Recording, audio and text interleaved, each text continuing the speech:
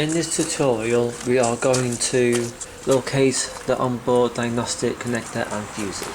On the Renault Clio 2003 model, go to the driver's side,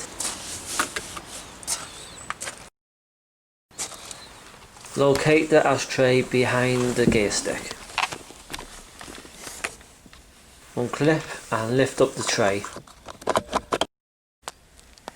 and there you'll see the onboard diagnostic connector. Go to the passenger side. On the left side there is a panel that has airbags stated on it.